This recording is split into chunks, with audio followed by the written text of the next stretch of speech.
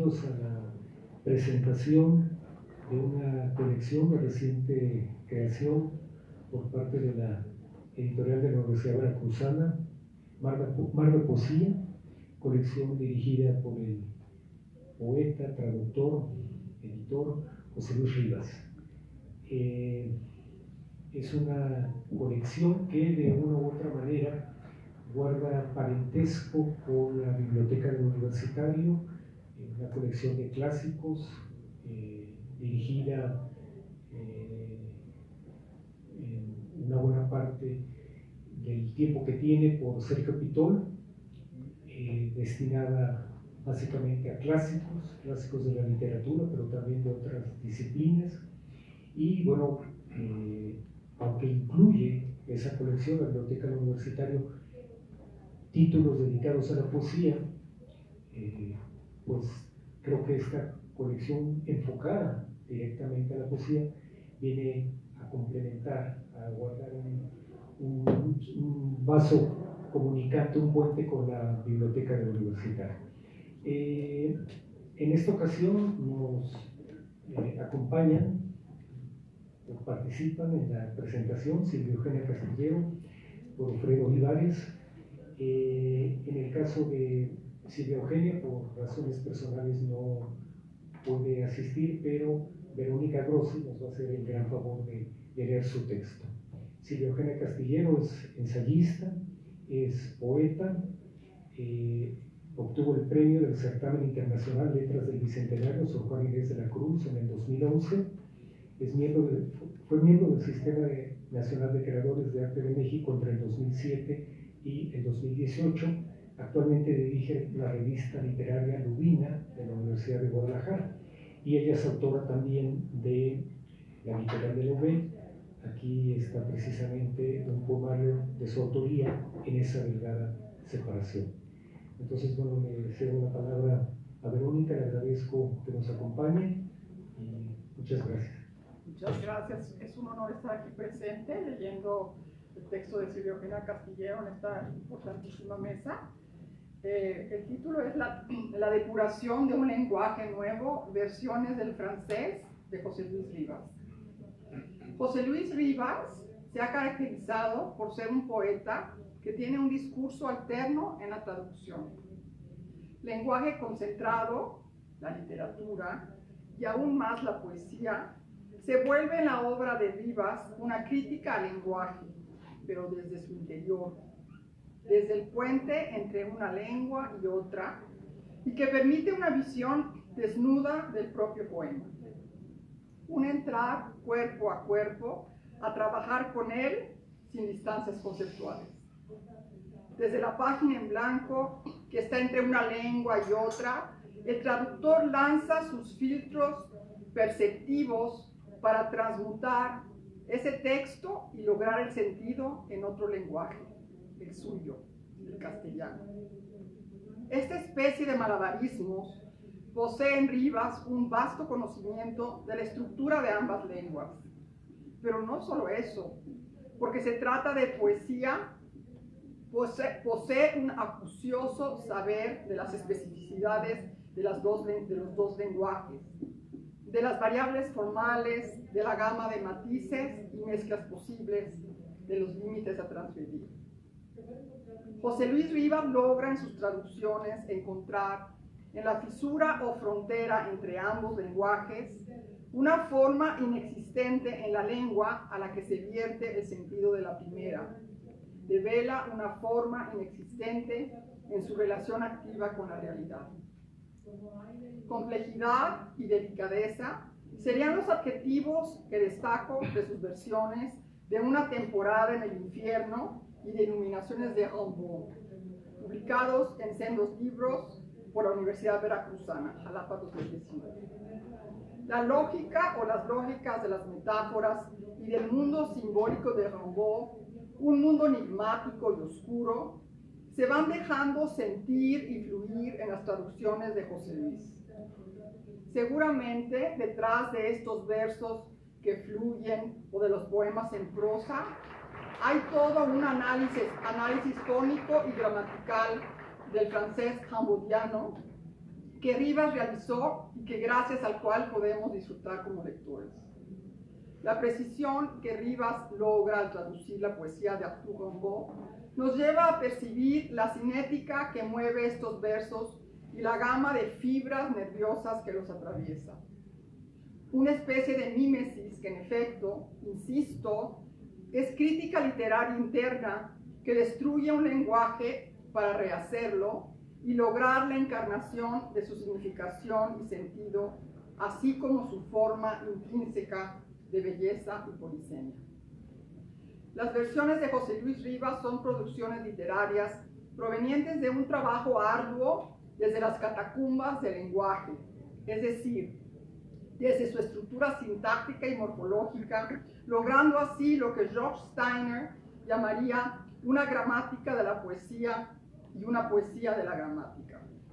Porque como lo dice la etimología de la palabra verso, del latín versus, que significa línea de un poema, pero también el giro que el labrador da al terminar un surco al final de un campo y disponerse a empezar otro. Rivas logra en sus traducciones un equilibrio uniforme e interiorizado. Las traducciones de Georges Chehadé, poeta francés de principios del siglo XX, se une al interés de Rivas por traducir a poetas modernos que abordan la modernidad con matices muy finos, como Eliot, Saint-Jean-Perse, Derek Walcott, etc. Poetas que además, tal la búsqueda de José Luis en su poesía, hurgan desde el origen de la lengua las lenguas, para sumergirse en el magma de tonos, de la evolución de palabras, en el trueque de conceptos y registros. Las versiones de Rivas, de los poemas de Chehadé, hacen transpirar a los textos de su naturaleza cristalina, directa de la vida, un mirar con registros de continuidad entre la naturaleza y el espíritu humano.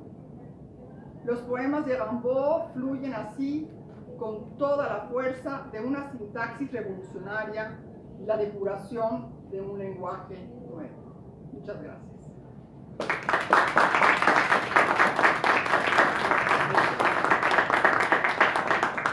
Muchas gracias.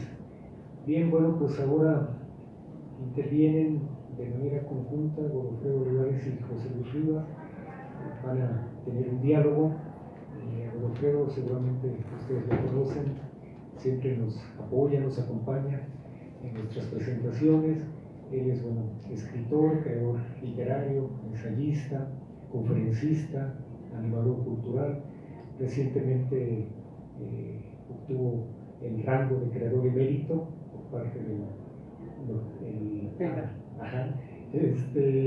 y bueno, pues también es autor de la editorial de la Universidad Veracruzana, con un libro que tuvo bastante éxito de crítica, de público, publicado precisamente cuando José Luis Rivas era director de la editorial. Y bueno, pues José Luis creo que todos lo conocen, poeta también, traductor, editor. Una buena parte de su obra poética está reunida en dos libros, Ras de Marea y Ante un cálido norte. Y bueno, pues les dejo la palabra. Muchas gracias. Muy buenas tardes. Siempre se ha hecho la pregunta de ¿para qué la poesía? ¿Sí? Voy a hacer la lectura de un pequeño texto y quiero señalar que en su discurso de hoy, Mircea Carterescu dijo que otro nombre de la poesía es libertad. Poesía es una expresión de raigambre griega, al igual que música, arquitectura, artes plásticas y artes gráficas. Poiesis significó al principio producción en general. Luego pasó a designar solo un tipo de la misma, la del verso. Algo semejante ocurrió con poietés, de donde deriva nuestra actual palabra poeta, nombre que antaño se le daba a cualquier tipo de productor, como puede observarse en algunas obras de Platón y de sus coetáneos. Su esquema de las artes y la división del trabajo artístico difería considerablemente del nuestro.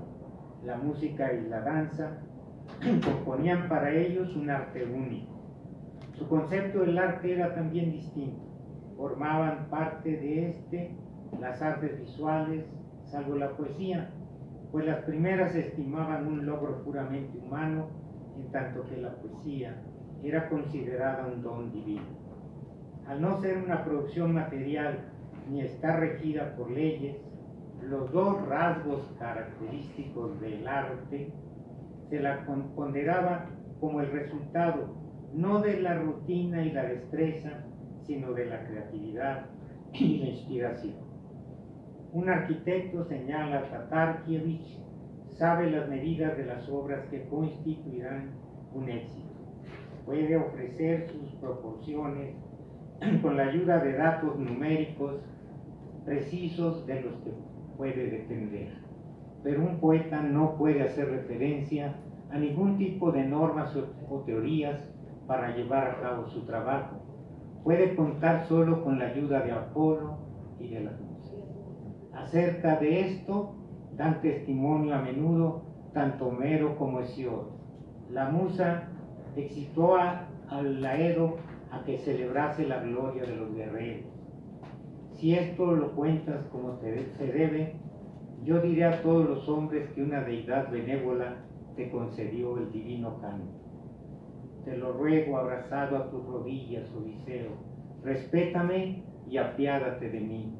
A ti mismo te pesará más tarde haber quitado la vida a un Aedo como yo, que canto a los dioses y los hombres. Un maestro no he tenido, que un dios me inspiró en la mente canciones de toda especie, y soy capaz de entonarlas en tu presencia como si fueses una deidad. Es fama extendida, al menos desde Platón, quien los excluyó de su república, que las obras de los poetas no contribuyen positivamente a la formación ideal del ciudadano. Para él, tales creadores, a la una con los pintores, no habían hecho otra cosa a lo largo del tiempo que reproducir en sus obras las imágenes de la virtud en el mejor de los casos, pero sin haber rozado ni tan siquiera la verdadera arete, la virtud, es decir, la excelencia en los dominios físicos, intelectual y moral. Eran a sus ojos los creadores de un mundo de mera apariencia, pero que habían imitado la vida a la manera en que la multitud la ha considerado bella y buena, haciéndose eco así de los prejuicios e ideales imperantes en la sociedad, y que por lo tanto nada aportaban al conocimiento de lo bello y de lo bueno. Pero esto no sería lo peor de ellos, de acuerdo con el autor de Leyes, pues como señala Luis Gil, sobre todo los poetas habían imitado además especialmente, puesto que son más fáciles de reproducir que la serenidad y la imperturbabilidad de la razón, los estados de ánimo pasionales, la ira, la cólera, el dolor, la desesperación, el miedo, dándose la paradoja de que lo que es objeto de vergüenza y reprobación en la vida real produce deleite cuando es leído o representado en escena. Esta sentencia platónica es inaceptable, pues como señala Claudio Magris, allí donde se cumpliera, desembocaría en el totalitarismo, en el poder absoluto de un Estado que no tolera expresiones discordantes con su paradigma de valores y violenta al individuo y su derecho a la diversidad. Nada más que, como advierte el autor de Utopía y Desencanto, es preciso asimismo tenérselas a fondo con esta y con su verdad, por muy peligrosa y perversa que sea, pues su desconocimiento nos impediría hacer justicia a la literatura, refutar y al mismo tiempo reconocer su seducción, captar su tiránica y liberatoria ambigüedad y por consiguiente el significado que encierra para la vida de un hombre y la formación de su personalidad.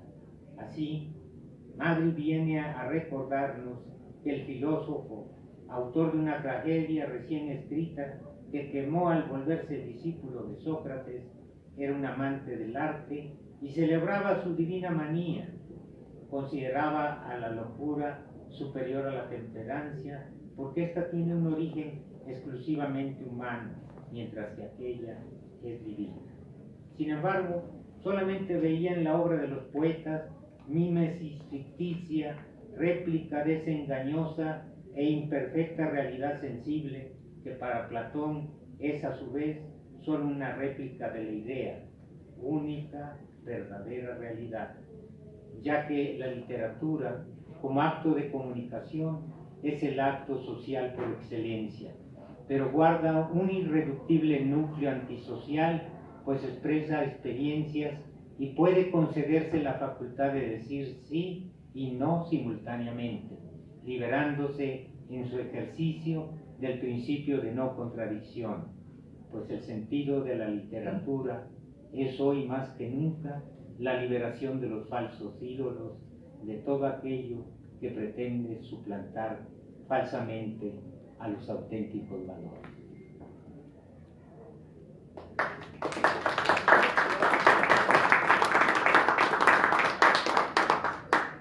Buenas noches, muchas gracias por su presencia, compartir unos instantes con nosotros y platicar sobre esta nueva colección de Mar de Poesía, de la editorial de la Veracruzana.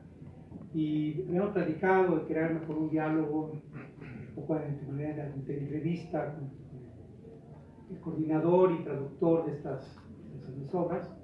Y efectivamente, hoy en la mañana, cuando fue la inauguración, el discurso del ganador del premio FIL, de lenguas romances, el rumano, novelista rumano, Mircea Eliade, se puede pronunciar, hablaba de esto.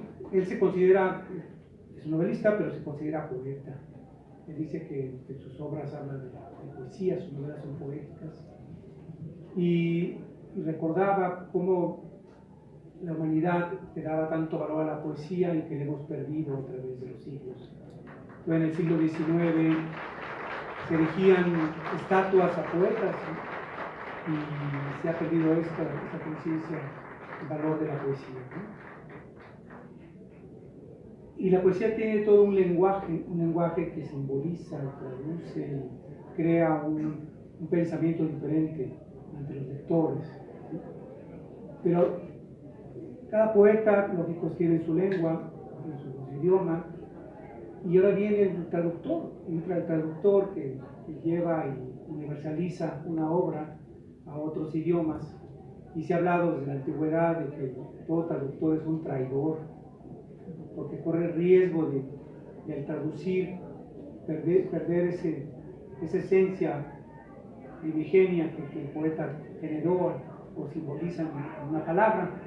Y es que, pues, lógico, que la poesía es tan simbólica que al traducirla se hace una nueva versión casi de la poesía.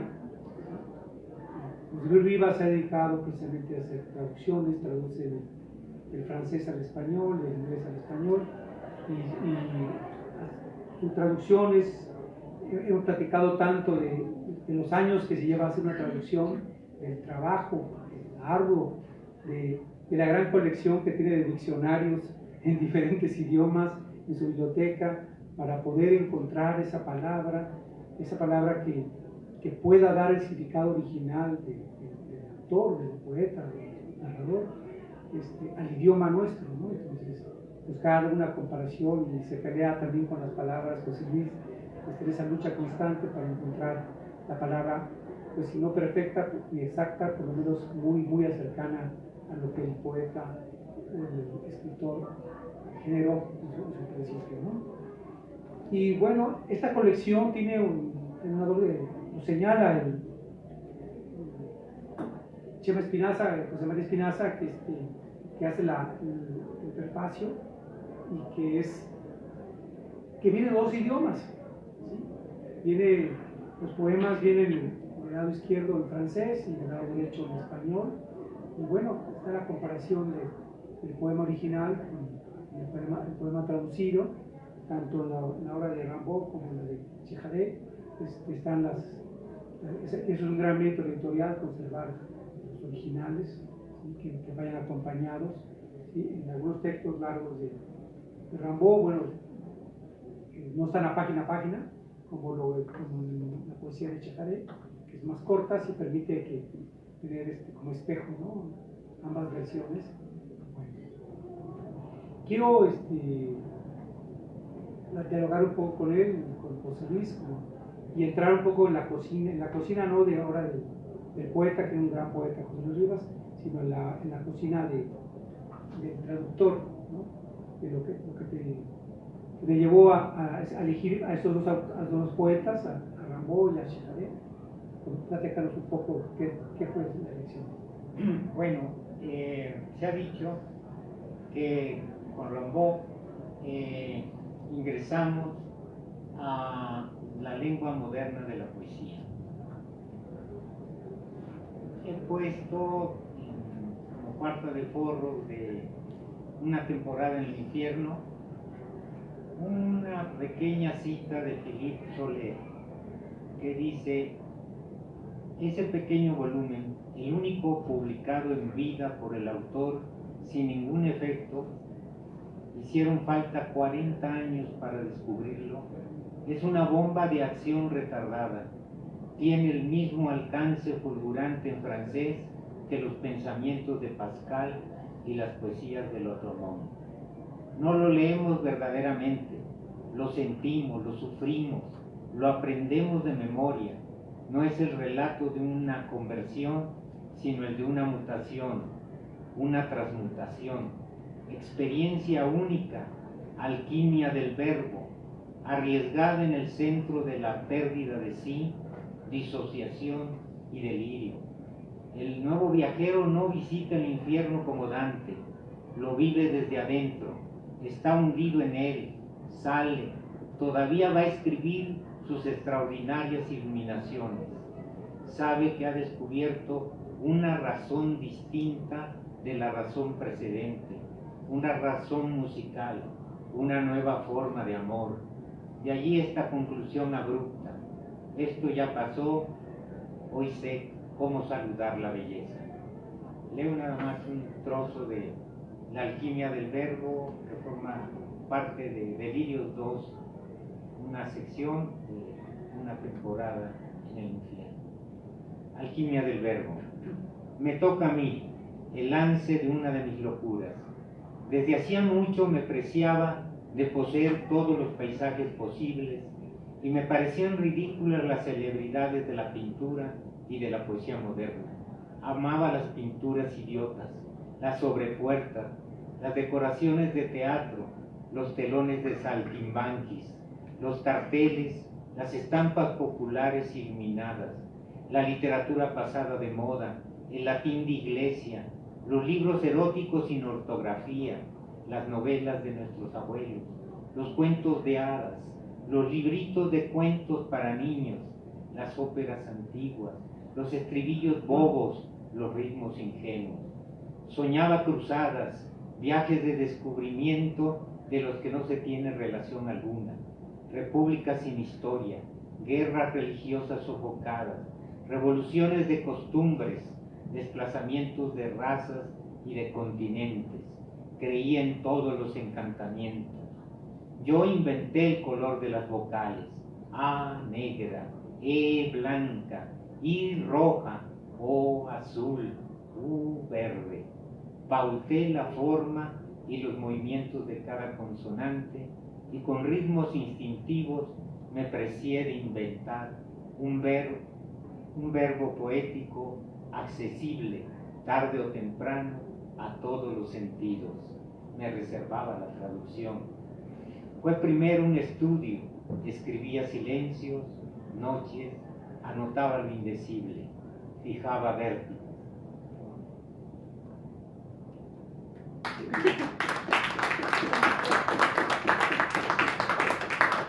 El infante terrible, Rimbaud, ¿verdad? Muy jovencito, perdió todo esto, ¿no? Y quemó los libros, pero las primeras ediciones que hicieron de sus libros, pues, fue a la casa y los quemó. Bueno, es parte ya de la leyenda. Bueno, es parte de la leyenda, porque después se descubrieron. Sí, los encontraron algunos. No tuvo el dinero para sacar la edición y solo contó con los que le dejó llevar el impresor. Y eso, con eso se dio por satisfecho. El otro libro de Rimbaud que fue escogido, bueno, es el otro libro importante, que lo dejó en hojas sueltas nada más, y que fue editado por primera vez en una revista, es decir, fue saliendo en entregas de esa revista. Contó con un hombre extraordinario que fue el que le dio lo que conocemos como el orden que tiene ese libro. A mí me ha parecido maravilloso su texto, es algo que generalmente no se conoce. Él se llamó Félix Fénéon y él dice esto da una introducción a su publicación. Dice: a los pliegos, a las hojas volantes del señor Rimbaud se ha buscado distribuirlos de acuerdo con un orden lógico. En primer término, las revoluciones cósmicas, en que su alegría exultante y saltarina se recrea con los tumultos y las luces. Luego, las ciudades monstruosas. Una humanidad intratable despliega allí una comedia mágica de crimen y demencia. De esos decorados, de esas muchedumbres se aísla un individuo. Exaltaciones pasionales, pronto ascendentes y ásperas, que se desvían hacia erotismos sobreagudos. El postre, una lipotimia. Él desea vivamente una vida vegetativa. Algunas siluetas de seres humildes vagan, jardincillos de arrabales de brujas florecen, matizados lívidamente bajo una doliente tristeza.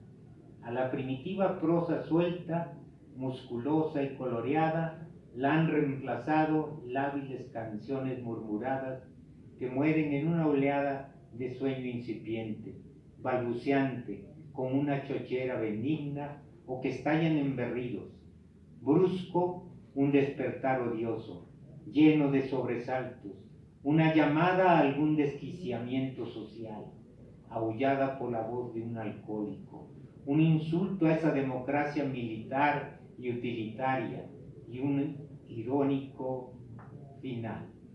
De frente, marchen, una obra, en fin, fuera de toda literatura y probablemente superior a todo.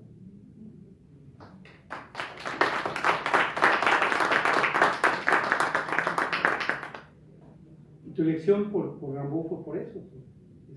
Pues sí, son las razones que... la crítica ha señalado que ahí hay un verdadero corte. Bueno, yo me atengo a eso, pero pues, para justificar la elección, pero digamos esta enfermedad por Rimbaud me comenzó hace muchos años, ¿no? Estas son nuevas versiones. En una ocasión emprendí con un compañero francés la temeraria traducción de toda la obra. Apareció publicada por la Universidad Nacional Autónoma de México. Es una edición que no se ha vuelto a hacer, a publicar. Esto me animó a hacerlo ya nada más por mi cuenta y a acompañar esas dos grandes obras de elementos, por ejemplo, que le hicieran bastante accesibles, puse a manera de prefacio los poetas malditos. es un libro escrito por Paul Verlaine, que fue su compañero, su amigo, su amante, y que da cuenta en ese libro de varios grandes poetas después reconocidos, y que él junta bajo la denominación de los poetas malditos, ¿no? Creo que el que lo conoció de cerca, íntimamente, hace una introducción extraordinaria al conjunto de sus poemas. Sí, por supuesto.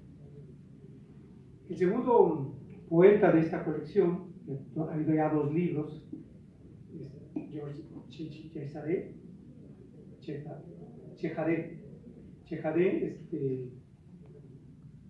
El nadador de un solo amor, las poesías Retrato de Jules y El año cero, ¿sí?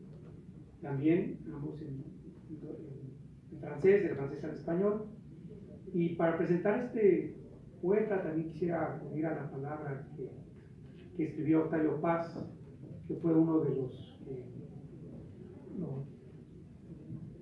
Chehadé se conoce más como dramaturgo, entró a México con algunas obras de él, que Fusigli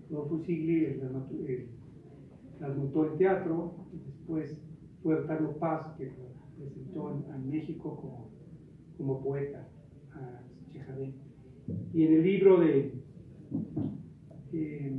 Octavio Paz, que es el de Versiones y Diversiones, ahí hace lo titula Pequeño homenaje a Georges Chehadé.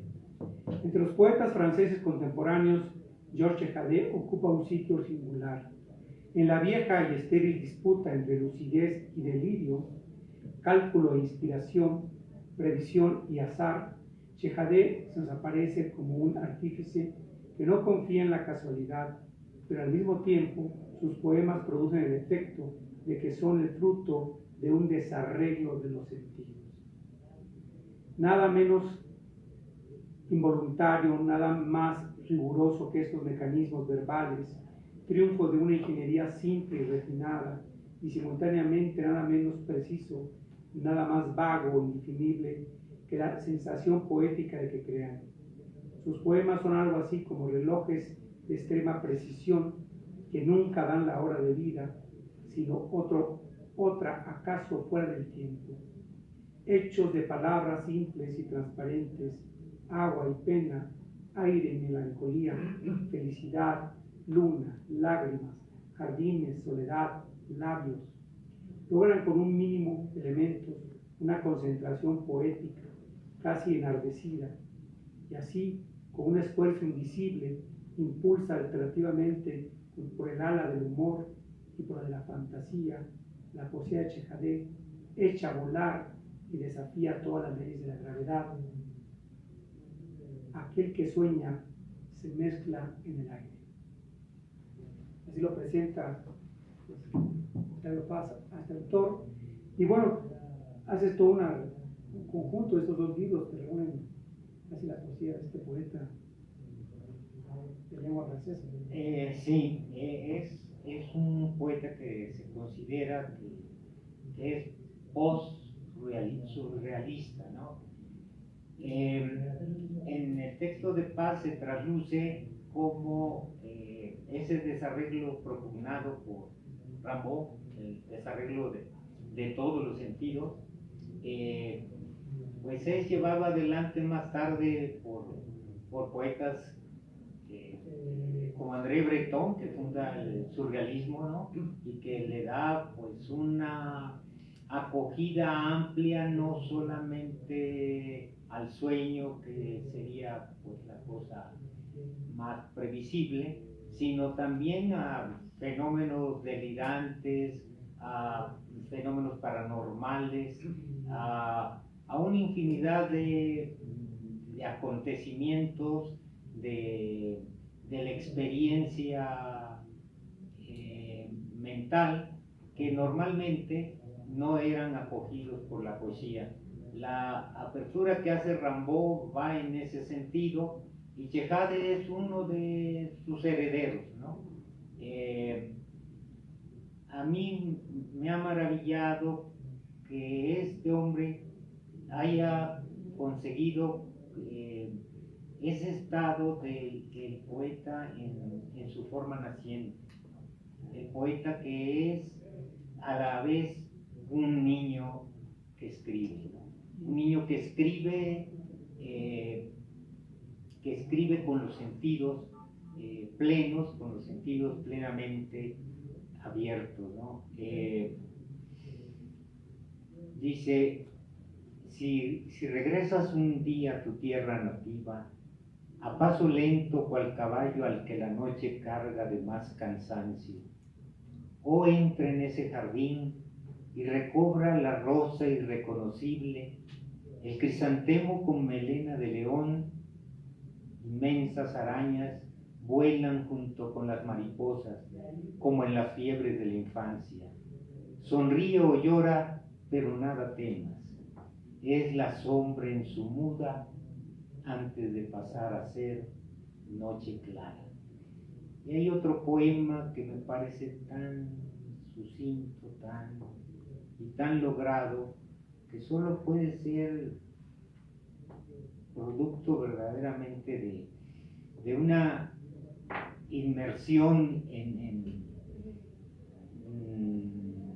el lenguaje o del lenguaje que toma al niño para expresarse a través de él. Antes de dormirse, las hermanas de mi madre hablaban tan quedo que todo en sombra se trocaba, las caras y las voces, y hasta el reloj en su pajarera, que no tenía ya trinos. Un fósforo brillaba entonces y se podía entrever a mis tías arrodilladas en una gota de oro. Mayor simpleza no puede haber, y al mismo tiempo creo que hay una captación de un instante único. Una maravilla, ¿no? Y ahora las imágenes, ¿no? Sí. Y te lleva a esa sensación de un adormecimiento del personaje que está narrando, ¿no? La escena, ¿no? Oscureciendo todo, ¿no? Bueno, pues así la poesía, ¿no? Te va mostrando un ángulo, una faceta que los demás a veces no ven, ¿no? Que el poeta descubre, ¿no? O ensalza de pronto ante los demás. Y bueno, esta colección es una gran muestra de un trabajo tuyo como traductor. ¿Cuánto te llevó cada libro? No sé. Unos varios años. Porque a veces hago, bueno, El nadador de un solo amor me llegó a mis manos. Yo creía que la poesía era toda la obra de Cheladé, pero un poeta chileno de paso por Jalapa, él también tradujo algunos poemas de Cheladé. Me dijo que existía otro libro y que además los tenía, porque él conocía a Cheladé, los tenía dedicados de su mano. Y como tenía dos, me iba a enviar uno. Yo me quedé a la espera durante un tiempo, pero finalmente el libro llegó. Él me había dicho: te lo voy a mandar, pero con una condición, que lo traduzca. Y bueno, pues yo encantado de hacerlo. No sé. Sí, pasemos a... ¿Cuánto tiempo tenemos? 12 minutos. Pues sí, me gustaría, si tiene algún comentario. José Luis, con los antecedentes de haber hecho la traducción de estos dos grandes autores, ¿tú has creado alguna poesía de tu autoría? Sí, yo he escrito 12 libros de poesía. ¿Y puedes decir algún poema de Tierra, poesía? mi memoria es pésima y no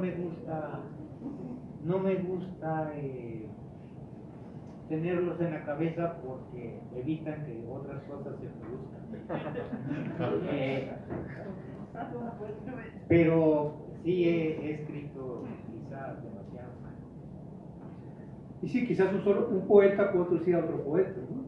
Que facilita, quizás un narrador a otro narrador. Ayuda, ¿no? Tienes esa mentalidad, esa sensibilidad. Bueno, es que también hay una especie de selección, ¿no? Yo no he escogido poetas que no me produzcan una especie de contagio vital. Que te muevan. Sí. ¿Alguien más? ¿Quieres? Sí.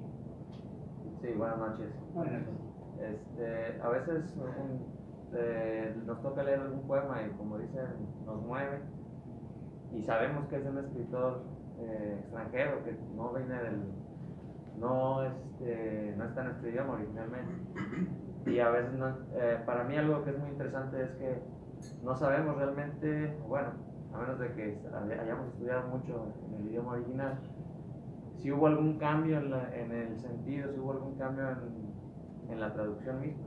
Entonces me parece algo bien interesante y complicado, y no sé desde su punto de vista cómo debemos de ver este tipo de obra, porque al final de cuentas no sé si realmente está sucediendo eso de lo que estoy hablando, o si es algo que pueda pasarse, digamos, muy transparentemente. Perdón, esto último no lo entendí. Sí, mi pregunta ya al final de cuentas es si realmente cuando lo leemos a esta parte de traducción, ¿cree usted que estamos perdiendo algo Por de la obra supuesto, original? se están perdiendo muchos de los aspectos de la lengua originaria, pero se están ganando otros del lenguaje al que pasa, que lo acoge. Sí, un poco creo yo que esa es la verdadera traducción, la que hace ganar al poema traducido en la lengua nueva, una lengua nueva, y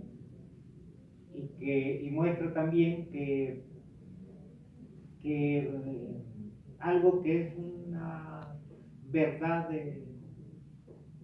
pues de todos los días. Nosotros conocemos la obra de Goethe, por ejemplo, gracias a la traducción, conocemos a Baudelaire gracias a la traducción, o sea que lo que llamamos cultura, nuestra cultura libresca, proviene de traducciones en su mayor parte. Sí, por lo general. Y esto que se pierde la sonoridad de las palabras, ¿no? Cuando están en un idioma como el francés, el poeta también crea un cierto ritmo sonoro, y quizás cuando se pasa a otro idioma no se puede ajustar esas palabras, ¿no? También incluso sucede con las canciones. Cuando una canción se traduce, tiene que ser una cierta adaptación para que acompañe a la música, ¿no? Pero y acá quizás lo que pueda, si se lee en francés tiene un ritmo, tiene una sonoridad, y el español tiene otra, ¿no? Pero gana esto, gana la significancia, y gana que podamos acercarnos lo más posible a eso. Gracias. ¿Cuál diría que es la esencia poética del post-surrealismo? ¿Qué lo caracteriza? ¿Qué lo define? ¿Qué lo define? Por ejemplo, en el mismo Chejade hay digamos, es un poeta considerablemente libre en el sentido de que no está sujeto ya, digamos, a una preceptiva tradicional, ¿no? Sino que se permite todas las posibilidades del verso libre, pero de repente en el curso del poema hay un verso que es un alejandrino perfecto, por ejemplo. Pero ese alejandrino no es un verso desperdigado, forma parte de manera entrañable de la estructura de ese poema en verso libre. Y en ese sentido es un... ¿Mande? ¿Podría recitarlo? Podría recitarlo. Pues habría que buscarlo, pero digo, en este momento no lo encontraría, digamos, pero ¿Qué página está? no, es que no es en una en específico, sino que puede haberlo Claro. eso lo tomaba como ejemplo. Podría ser otro tipo de verso también medido que está ahí, ¿no? Pero que no es por sujeción, sino por una determinada necesidad del poema que se escribe con libertad. ¿Sí? Y en ese sentido, pues, se aparta, digamos, de esta concepción de la escritura libre, ¿no? El primer surrealismo, sino que tiene, por decirlo así, una presencia mayor del espíritu de creación, de la conciencia del poeta, de querer hacer una obra, ¿no? De tener esa intención. Pero también en Shehadeh está esto que mencioné antes, que hay una especie de abandono al niño que lleva dentro, ¿no? Que llevaba dentro. Y que para un poeta italiano, Giovanni Pascoli, la verdadera musa del poeta es el niño que pervive en él. Pues muchas gracias a todos por su presencia. Creo que están los libros a la venta, ¿no? Afuera, un precio creo que bastante accesible. Sí. No, con relación a la traducción, que es un tema maravilloso y amplio, es la dificultad. Por un lado hay lo que se llama, ¿verdad?, la traducción de hacerle justicia a la forma poética, a la rima, a la cadencia, y luego el sentido. Y me ha pasado a mí, por ejemplo, cuando a Baudelaire, a la lectura que no estoy ahorita, pues apenas adentrándome en el siglo XIX, noto ¿cómo decir? Como usted decía, que es la creación de un nuevo poema en la traducción, simplemente a veces por el cambio de un vocablo, que por ejemplo en el caso de Baudelaire podría ser un signo de un vacío, de un momento de caída, de confusión en el sentimiento moderno, vamos a decirlo así, en Baudelaire, se vuelve un concepto casi romántico y melífluo. Entonces esa fisura, ese abismo en el poema de Baudelaire se matiza, se redondea en la traducción. Entonces es muy difícil. Entonces, o el espíritu, el espíritu del poema, y cómo a la vez, si se puede respetar la ritmo, es casi algo imposible. ¿Qué opinan, profesor? Bueno, sí, no es posible respetar el texto. Bueno, sí se ha buscado, digamos, traducir a Baudelaire, digamos, con la misma medida de sus versos, etc. Pero ahí sí, curiosamente, lo que se produce es un monstruo. Lo único que realmente, la única fidelidad que ahí se tiene es a una métrica que por ejemplo, en Baudelaire no significa gran cosa. Él no innovó mucho en ese plano, así es que no sé por qué persistir en una cosa así, ¿no? Pues muchísimas gracias, ya tenemos que dejar el salón. Los libros están a la venta aquí, saliendo, y también en el J7, ahí está el stand de la editorial. Gracias.